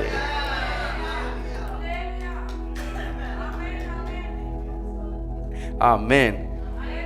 पांचवी बात, क्यों यीशु को मनुष्य बनकर आना पड़ा, देहदार कराना पड़ा? वो इसलिए ताकि शैतान के सारे कार्यों को वो खत्म कर सके। पहला यूहन्ना 3:8 मेरे साथ खोलिए। This is very very important. हम कहते हैं यीशु का बलिदान होना क्रूस पर शैतान के कामों को खत्म कर गया। जी हां, हुआ है, पर बाइबल देखिए यूहन्ना क्या लिखता है, सुनिए। 3:8, पहला यूहन्ना 3:8, जो कोई वो किसकी ओर से है? जो पाप करता है। वो सीधी बात है, शैतान के। पाप कोई भी हो, कलीसियों में पाप होते हैं, विरोध करना भी एक पाप है। सही चीज का विरोध करें, आमीन भी बोल रहे हैं। कुछ लोग सही चीजों का भी विरोध करते हैं, वो पाप है। गलत है तो उनका विरोध करना सही है, क्योंकि गलत चीजें हम रहने भी नहीं देंगे प्रभु के घर में। ये हमारा कर्तव्य है। आमीन। पर जो खुदा के कलाम के अनुसार है, यदि हम उसके विरोध में चल रहे हैं, हम पाप कर रहे हैं। और माफ कीजिएगा, बड़े सारे विश्वासी भी जो हैं पाप करते हैं, बड़े सारे पासवान पाप में हैं। और बाइबल कहती है जो पाप करता है वो शैतान की ओर से है, क्योंकि वो शुरू से ही पाप करता आया है, पाप करवाता आया है। दूसरे शब्दों में उसने पाप किया। कुछ लोग कहते हैं सबसे पहला पाप पता कहां हुआ था? कहते हैं अदन की वाटिका में। जी नहीं, सबसे पहला पाप स्वर्ग में हुआ था और किसी के अंदर हुआ था। शैतान कहता है मैं अपना सिंहासन, कई मनुष्य भी यही कर रहे हैं इन दिनों में। पादरी बड़े बड़े सिंहासनों पर बैठ रहे हैं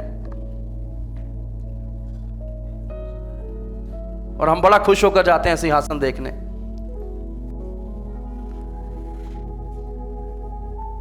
लग्जूरियस कर दिया है, बुरी बात नहीं है, प्रभु आपको और बरकत दे।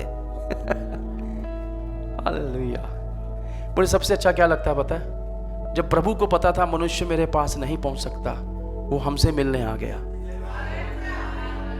पर आज बहुत सारे मनुष्य अपने आप को इतना दूर कर दे रहे हैं कि उनसे मिला तक नहीं जा सकता। So called pastors, they are so holy that you can not even meet them. वो कहते इतने लोग किससे मिले? हमने अपने आप को दूर कर लिया है, पर वो पास लेकर आया है।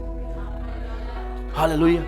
वो पापियों के संग बैठता था, ये नहीं कि पापी बन गया, उनको बचाने के लिए खाता पीता था, ताकि उनको भी महसूस हो कि कोई है उनसे जो प्रेम करता है, जो उनको बचा सकता है। हालेलुया जी। जो जिसमें पाप है वो शैतान की ओर से है। शैतान शुरू से ही पाप करता आया है। हाँ, परमेश्वर का पुत्र, इसीलिए मैं प्रकट की ओर ध्यान देना चाहता हूं आपका। ही इज बॉर्न, प्रकट होना यही है। हालेलुया। वो प्रकट हुआ, उसका प्रकटीकरण हुआ, वो आया। क्यों आया? ताकि यहां पर बलिदान की बात पहले नहीं की गई। बाइबल कह रही है, यूहन्ना लिखता, उसका प्रकट होना ही शैतान पे भारी पड़ गया। Hallelujah. The focus in on his coming, not on his resurrection as it might expected. पर ये फोकस जहां पर यूहन्ना जो कर रहा है वो किस पे कर रहा है? उसकी इनकारनेशन के ऊपर। वो कहता है उसका जन्म लेना ही शैतान की हार का कारण बन गया। हालेलुया, आमीन। क्योंकि शैतान को उसी के क्षेत्र में हराना जरूरी है जहां वो काम करता है कि नहीं? पिछले दिनों में मैंने प्रचार किया था कि यीशु मसीह जब आएंगे विशेषता अपनी कलीसिया को लेने, यहां रहने नहीं, रहने वाला दूसरा है यूनिवर्सल। जब कलीसिया को उठाने के लिए आएंगे तो कहां खड़े होंगे? वो नीले आसमान में, है ना? आकाश में खड़े होकर पुकारेंगे वो, चलो समय हो गया है, तुरियां बजेंगी, हम सुन पाएंगे और हम उठा लिए जाएंगे आकाश में। अब आकाश में कौन है? बाइबल कहती है वो आकाश की सेना, याद है? तो उसी के क्षेत्र में घुसकर यीशु उसको हराएंगे। मैं अक्सर ये बोलता हूं, He will stand there, he will call out his church। हादेस के फाटक तब यीशु की कलीसिया पर प्रबल नहीं होंगे। जब यीशु पुकारेगा, न केवल वो कलीसिया जो जीवित है वो उठेगी, पर मुर्दे भी उसी दिन जी उठेंगे, ताकि यीशु के साथ स्वर्ग उठा लिए जाए। तब ना यीशु को रोक पाएगा कोई, ना अधोलोक रोक पाएगा, ना शैतान रोक पाएगा, ना पाप रोक पाएगा। जितनों ने उस पर विश्वास किया वो उठा लिए जाएंगे, क्योंकि उन्हीं के क्षेत्र में खड़े होकर यीशु अपनी कलीसिया को कहेगा, आजा। हालेलुया। तो शैतान किस एरिना में काम करता है? बाइबल कहती है शैतान जो है वो इस दुनिया का हाकिम है। दूसरा कुरिन्थियों 4:4 में लिखा है, यदि मैं गलत नहीं हूं तो वहां पर लिखा हुआ है वो he is the ruler of this world and Christ enter into his domain. और यीशु उसके क्षेत्र में आता है जन्म लेकर इस बात की घोषणा करने के लिए कि मैं आ गया हूं और तेरे काम खत्म हुए। Hallelujah, hallelujah. ताकि वो शैतान के कामों को खत्म कर सके। छठी बात, उसका जन्म इसलिए हुआ ताकि वो हमारा हमदर्दी रखने वाला महायाजक बन सके। इब्रानी 4:14, 15 और 16। आमीन। वो हमारा महायाजक बना, सबके हमारा महायाजक बना, महायाजक बना। आप अपने पास्टर से अपना दिल बांटते हैं ना, कई ज्यादा ही बांट जाते हैं। मैं कई बार लोगों से कहता हूं, लोग दुख बांटने के लिए आते हैं, सुख बांटने के लिए नहीं आते। और यहां भी इसी बात को प्रदर्शित किया गया है कि वो हमारा दुख बांटने वाला प्रभु है, हमारा महायाजक है। हालेलुया। याजक जो यहाँ के हैं उनकी तो मृत्यु हो जाएगी, पर एक याजक सदा के लिए बना रहेगा, उसका नाम यीशु मसीह है। और उसको चलिए पहले आयत पढ़ लेते हैं। इब्रानियों 4 अध्याय उसकी 14, 15, 16 जी। ऐसा बड़ा महायाजक है जो स्वर्गों से होकर गया है, अर्थात परमेश्वर का पुत्र यीशु स्वर्गों में से होकर गया है। He know the places जी। तो आओ, किसको थामना है? अपने अंगीकार, जो भी आप अंगीकार करते हैं मसीह यीशु के बारे में, उसको दृढ़ता से थामना है। वही प्रभु है। अपने अंगीकारों को थाम कर रखिए। Hallelujah. Whatever you confess it will happen in your life। जो आप अंगीकार करते हैं वही आपके जीवन में होने लग जाएगा। इसलिए अपने सही अंगीकार को जो बाइबल के अनुसार है उसको आप थाम कर रखिए जी।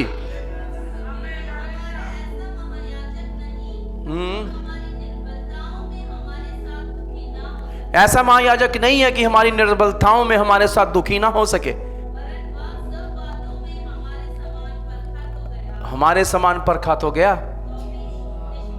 तब भी निष्पाप निकला। हालेलुया। तो यहां इब्रानी लिखने वाला हमें समझाने की कोशिश कर रहा है कि हमारे पास एक ऐसा महायाजक है। कई लोग कह देंगे आप तो प्रभु है, आपको मनुष्यों की विडंबना का क्या पता। प्रभु जी, किसी ने अपने ऑटो के पीछे लिखवा रखा था, उत्ते रब थल्ले जब। ये पंजाबी है, शायद हिंदी सुनने वालों को समझना है। इसका अर्थ ये है ऊपर परमेश्वर अपना काम कर रहे हैं, नीचे उसको दुखों का नहीं पता मनुष्यों के, वो तो बैठे स्वर्ग में मजे से। हमारा ऐसा महायाजक नहीं जो मजे से बैठा हुआ। बाइबल कहती है वो हमारे दुखों में दुखी होना जानता है। इसका अर्थ क्या है? क्योंकि वो मनुष्य बनकर आया था तो उसको पता है मनुष्य कैसी परीक्षाओं में से होकर गुजरते हैं। परमेश्वर होने के कारण भी, पर मनुष्य बनकर आया था इस कारण भी उसको अनुभव है आपकी परीक्षाओं का। किसी को मुड़कर कहें उसको पता है आप क्या और आपकी परीक्षाओं का और आपके दुख का। हालेलुया। सो वो हमारे समान परखा गया क्योंकि वो मनुष्य बनकर आया। ये जरूरी भी था। पर एक बात को समझिए, गॉड इज नेवर टेस्टेड। परमेश्वर कभी परखा नहीं जाता, जब कोई उसको परख नहीं सकता। और इसलिए जरूरी था, यदि उसको परखे जाना था वो मनुष्य बनकर आए। इसीलिए यीशु मनुष्य बनकर आया ताकि वो हमारे साथ दया का व्यवहार भी कर सके। ये अंडरस्टैंड? कितना अच्छा ना, मेरा प्रभु मुझे समझता है। अंतिम बात, 7वीं बात, यीशु मनुष्य बनकर क्यों आया? ताकि वो योग्य और क्वालिफाइड न्यायाधीश बन सके। ताकि वो योग्य न्यायाधीश बन सके। सब कहे न्याय करने वाला, न्याय करने वाला। बड़े सारे लोग ऐसा समझते हैं कि शायद जब न्याय होगा पिता परमेश्वर न्याय करेंगे। ध्यान से सुनिएगा इस बात को। अधिकतर मसीहियों से पूछिएगा हु विल जज you in the last, they will said God. पर यदि बाइबल पढ़ें तो बाइबल ऐसा नहीं बता रही। बाइबल तो यह बता रही है कि सारी न्याय करने का जो कार्यभार है वो यीशु मसीह को दिया गया है। यूहन्ना 5:22, जीसस विल जज everything. Wow, hallelujah. Who will जज? यीशु सब चीजों का न्याय करेंगे। 5:22, बस पिता किसी का न्याय नहीं करता। फिर कौन न्याय करेगा? आयत में क्या लिखा है? सब काम पुत्र को सौंप दिया गया है। यीशु मसीह शैतान ने करवाया है। शैतान तो भी लाइन में आ जा, बेटा तू था? जी नहीं मैं नहीं था, ये आपे लगी थी। ये खुद कर रहा था, ये खुद कर रही थी, इसने अपनी समझ का सहारा लिया। तो ये सारी चीजें वहां होने वाली हैं। उदाहरण के तौर पर एक और आयत पढ़िएगा, 27, 5:27। हाँ, न्याय करने का भी अधिकार दिया है। Now you understand? वो कौन है? मनुष्य का पुत्र है। कौन सा मनुष्य का पुत्र? जिसकी बात दानियल करते हैं। दानियल भी इस बात के बारे में। So this is also a divine title. मनुष्य का पुत्र जो है ये भी एक दैवीय वो है, पर इसके साथ साथ ये दोनों चीजें दर्शाता है। ये दैवीय भी है और मनुष्य के बारे में, क्योंकि ये सन ऑफ गॉड इस ऐश्वर्य, सन ऑफ मैन ये भी ऐश्वर्य है, पर मैन, सन ऑफ मैन, ये प्रभु यीशु को पृथ्वी के साथ जोड़ता है। सो सारी न्याय प्रभु यीशु मसीह के द्वारा किए जाएंगे। यीशु ने कहा था ना, मनुष्य का पुत्र इसलिए नहीं आया कि अपनी सेवा टहल करवाए, पर इसलिए आया है कि दूसरों की सेवा करे और बहुतों की छुड़ौती के लिए। आप बोलते नहीं हैं उसका जन्म क्यों? इसीलिए हुआ है, बहुतों की छुड़ौती के लिए वो अपने प्राण दे। मैं अक्सर कहता हूं, he is born to die and then to rose again from death. वो जन्म लिया ताकि वो बलिदान हो, और उसके बलिदान इसलिए हुआ कि वो मुर्दों में से जी उठे। मुर्दों में से वो इसलिए जी उठा कि जिंदा स्वर्ग पहुंच जाए, और जिंदा स्वर्ग वो इसलिए पहुंचा है ताकि जिंदा वापिस आकर वो हमें भी वहां लेकर जाने में सक्षम हो जहां वो स्वयं रह रहा है।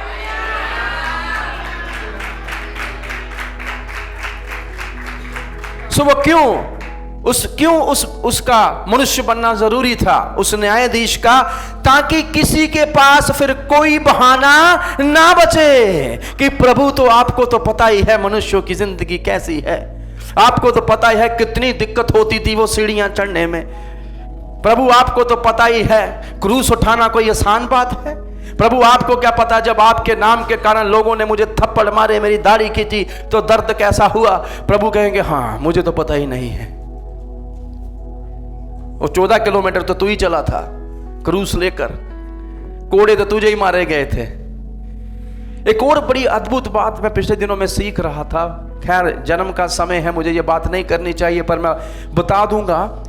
यहूदी जो थे वो 39 कोड़े मारते थे, 40 से एक कम, यदि पकड़े जाने वाले का पूरी तरह से पाप प्रमाणित ना किया जाए। और लोग कहते हैं यीशु को 39 कोड़े मारे गए, पर एक स्टडी ये बता रही थी कि ये जो रोमी होते थे इनके यहाँ ये व्यवस्था नहीं थी 39-40 वाली, ये यहूदियों की थी। इसलिए जब रोमी कोड़े मारते थे तब तक कोड़े मारते थे जब तक वो खुद ना थक जाएं। It was so brutal. और ऐसे कोड़े की आपकी खाल उतर रही है। और यशायाह 52 में इसका पूरा विवरण दिया गया है कि वो ऐसा हो गया कि उसकी पहचान नहीं कर सकते अब आप। If you see Jesus you will see it's not Jesus, ये कोई और है। हालेलुया। हमारी छुड़ौती के लिए उसका जन्म हुआ है। हालेलुया। सो वो मनुष्य बनकर आया, क्यों? क्योंकि मनुष्यों का ही न्याय करना है। तो बाद में कोई भी बहाना, किसी को मुड़ करके अब कोई बहाना नहीं लगेगा वहां पर। मैं बताऊं, यदि मैं न्याय करने लग जाऊं ना, मुझे पूरा यकीन आधे से ज्यादा कलीसिया कहेगी न्याय सही नहीं हुआ। पर जब यीशु न्याय करेगा तब नहीं कह पाएंगे आप। पता है क्यों? क्योंकि वो न केवल मनुष्य बनकर आया, पर वो स्वयं परमेश्वर है। और प्रभु का न्याय खरा होता है, प्रभु का न्याय सही होता है, प्रभु का न्याय धर्म संगत होता है, न्याय संगत होता है। That's why he become flash. इसलिए वो देहधार कर आया ताकि मनुष्यों का खरा न्याय कर सके। और क्योंकि वो परमेश्वर है तो न्याय खरा ही होगा। हालेलुया। प्रभु के नाम को महिमा मिले। और इसीलिए उसका देहधार कर आना हमें इस बात का प्रकाशन देता है कि परमेश्वर कौन है। हालेलुया। दूसरी बात, ये हमारे उद्धार के बारे में बताता है। तीसरी बात, हमें कैसा जीवन जीना है जो हमें ये बताता है। चौथी बात, इसने सारे शैतान की चीजों को खत्म कर दिया। और पांचवी बात, दाऊद के सिंहासन पर वो बैठेगा। दूसरे शब्दों में वो सदा काल का राजा बनेगा। दाऊद की वाचा को उसने पूर्ण कर दिया। छठी बात,